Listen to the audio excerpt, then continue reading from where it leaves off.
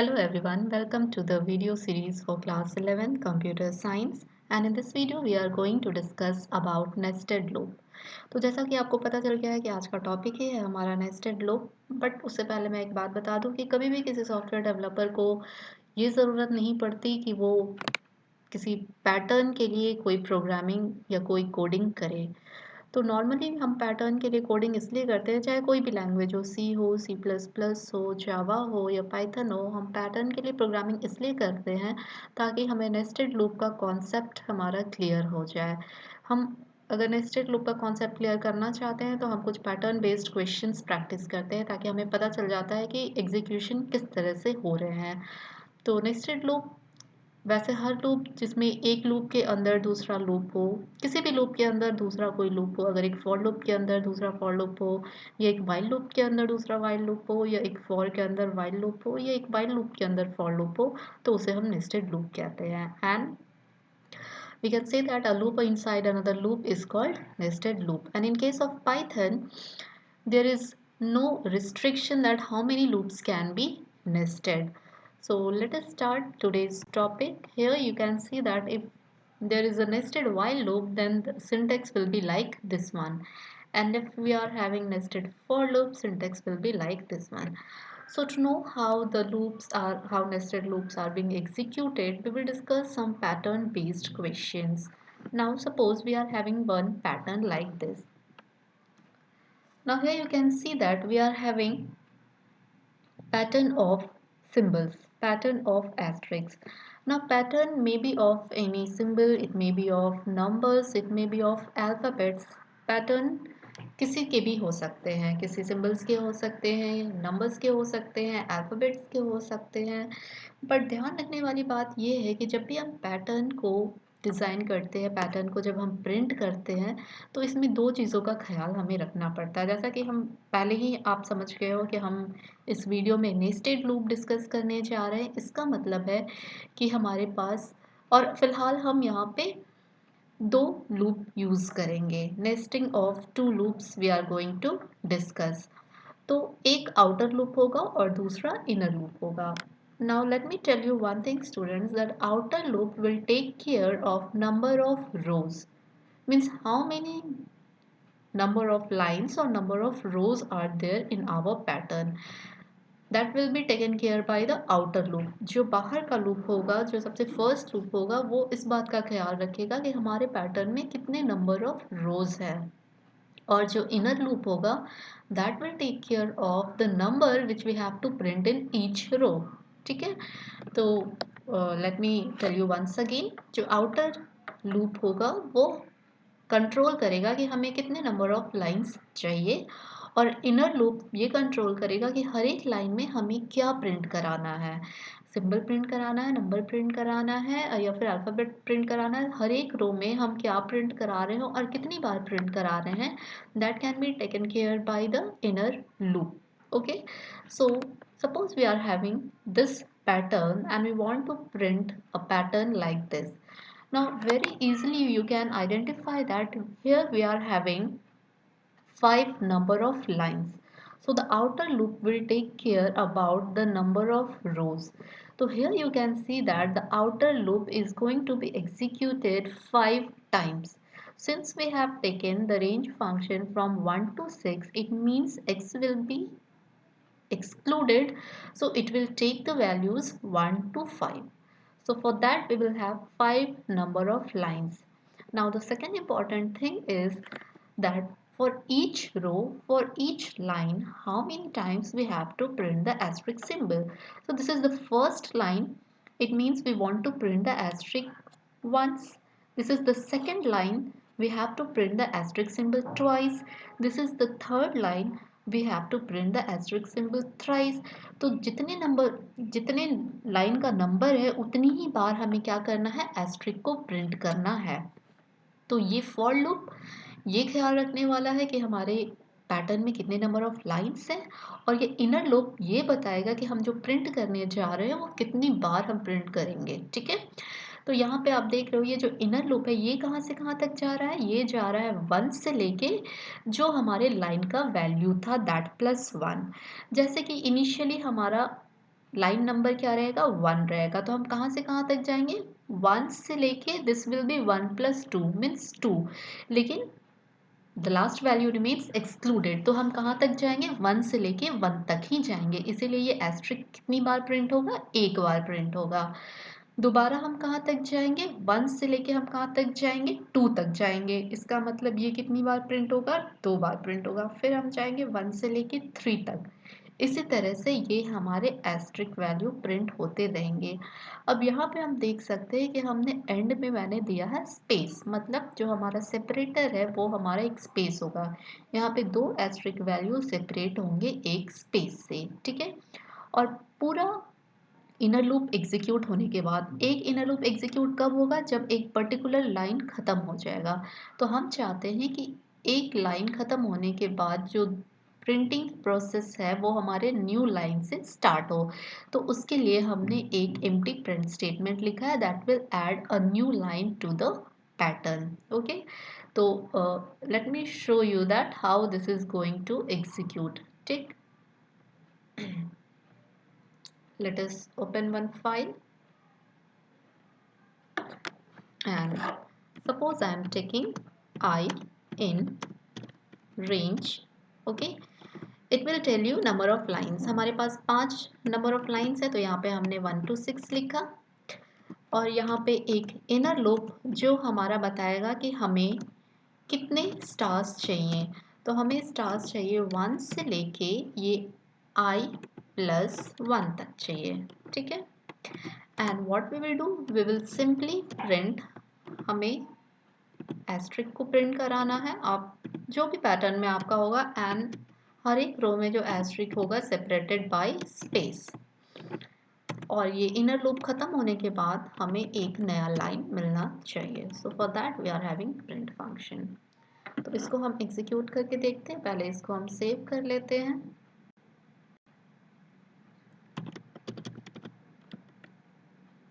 Okay,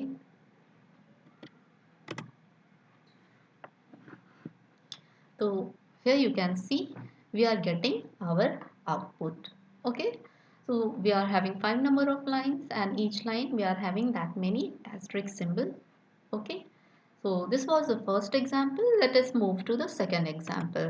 Now here you can see that in this example we are not having asterisk symbol, we are having numbers. Now just like asterisk symbol, here we want to print the numbers. For the first line we want to print only 1. For the second line we want to print from 1 to 2. Here we want to print from 1, 2, 3 and 1, 2, 3, 4. So here you can easily analyze that instead of printing asterisk, we have to print the value of this particular inner counter variable, because the inner counter variable will move from 1 to the line number itself. So we have to print this value. So here if you will change it from this to J, we will have our required output. Okay, let us try to execute this one. Here you can see we are having the value. क्योंकि पहले के example में हमें asterisk symbol print करना था, but इस बार हम print करना चाहते हैं नंबर्स। और ये जो नंबर्स का जो हमारे आउटपुट के हिसाब से we have to print the inner variable, inner counter variable. तो आपको ध्यान में रखना है, ये जो आउटर लूप होता है वो ध्यान रखता है नंबर ऑफ लाइंस के बारे में, और इनर लूप से हमें डिसाइड करना है कि हमें हर एक लाइन में क्या प्रिंट करवाना है। जैसे लेट अस टेक, जैसे यहाँ पे हमने 1 to 5 प्रिंट कराया। अगर आप इसको 7 नंबर ऑफ लाइंस तक जाना चाहेंगे तो आपको क्या चेंज करना पड़ेगा, just you have to write here 8। हम सिर्फ यहाँ पे 8 लिखेंगे क्योंकि हम 7 तक चाहते हैं, और just execute this one, we will have 1 to 7. Okay, and if you don't want to fix this value, suppose आप इसे यूजर से एंटर करवाना चाहते हैं तो वो भी हम कर सकते हैं। सपोज n हम यहाँ पे ले लेते हैं, integer input, enter any number,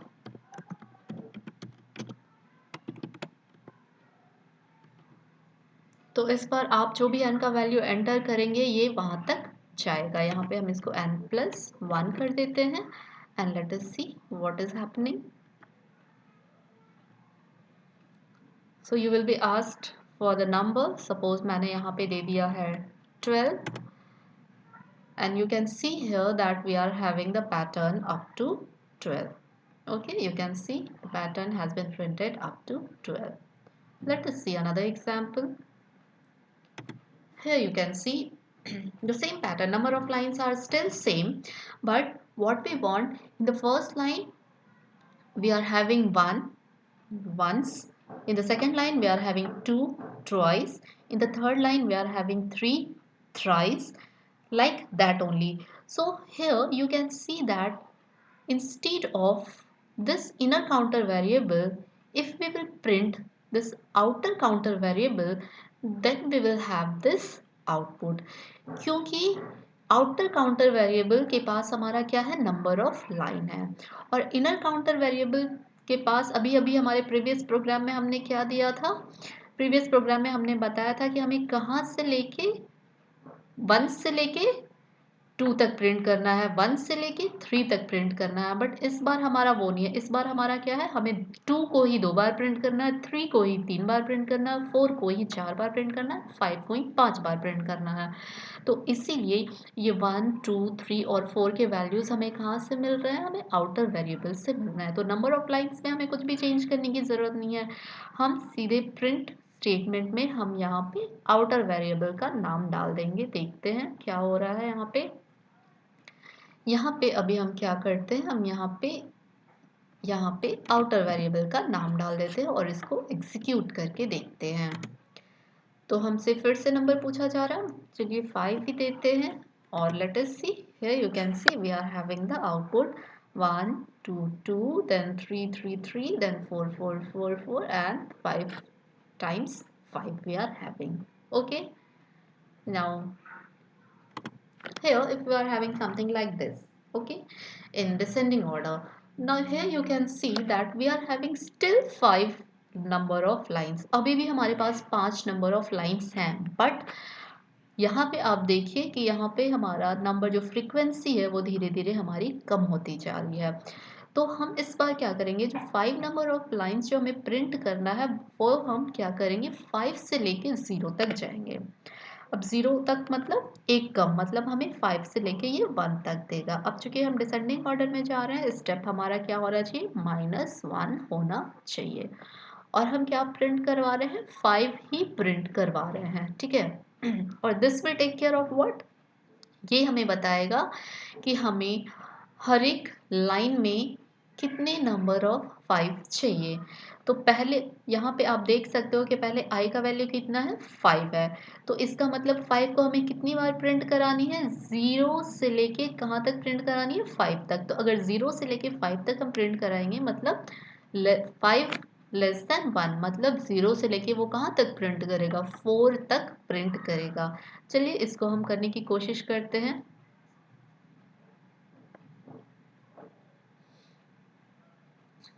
आप ये जहाँ तक चाहते हो वहाँ तक कर सकते हो। जैसे अगर हम उसी प्रोग्राम को करना चाहें तो हम यहाँ पे 5 नंबर ऑफ लाइंस चाहते हैं, तो हमने 5 से स्टार्ट किया, 0 से स्टार्ट किए, और चूंकि हम डिसेंडिंग ऑर्डर में जा रहे हैं हमने ये कर दिया, ठीक है।